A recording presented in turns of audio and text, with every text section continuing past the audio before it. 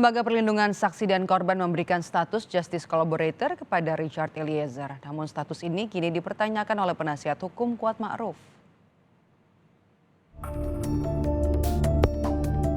Untuk jenis tindak pidana apa sepengetahuan saksi ahli yang dapat diberikan kepada seseorang status JC tadi?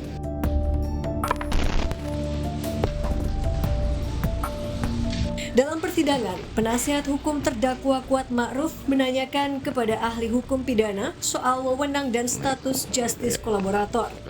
Ahli Muhammad Arif pun menjelaskan, dalam Undang-Undang Perlindungan Saksi dan Korban, sebenarnya sudah dibatasi secara limitatif jenis-jenis tindak pidana apa saja yang bisa diberikan status justice kolaborator, seperti korupsi, terorisme, narkotika, perdagangan orang, kemudian kejahatan yang terorganisir.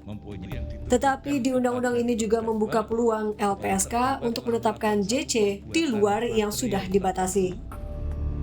Di dalam Undang-Undang Perlindungan Saksi dan Korban itu sebenarnya sudah dibatasi secara limitatif ya.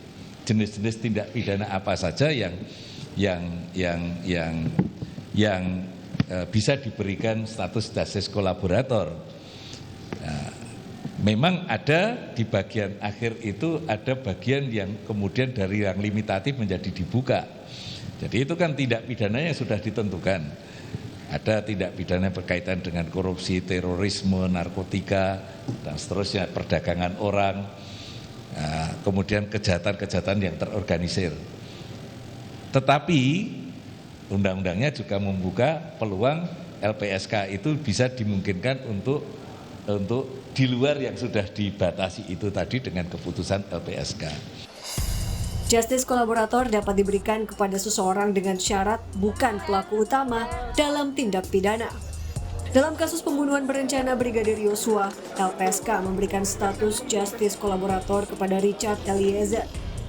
Sebagai JC, Richard Eliezer mematahkan skenario Ferdy Sambo dan Putri Chandrawati dalam pembunuhan berencana Yosua. Tim Liputan, Kompas TV.